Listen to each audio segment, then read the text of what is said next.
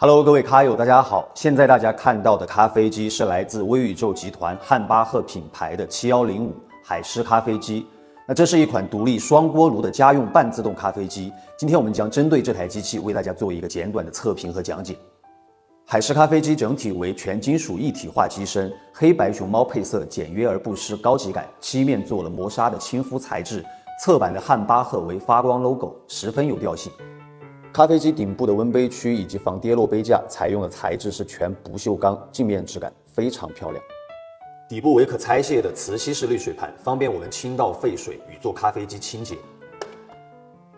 咖啡机右侧的蒸汽棒做了加长的设计，方便我们在打发牛奶的时候更好的寻找旋转点。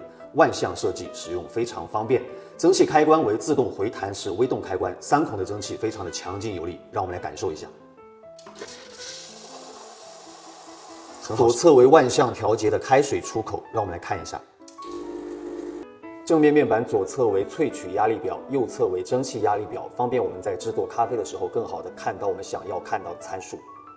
冲泡头上方是一块智能屏幕，集成了所有我们要用到的功能按键，全触屏的操作就比较方便。接下来我们就看一下功能部分。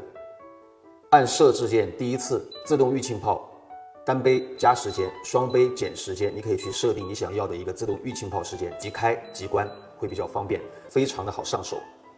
咖啡机为自动上水系统，拿到咖啡机以后呢，你们需要把这根附赠的硅胶管给它完全的插入到它的上水口上，完全给它插进去。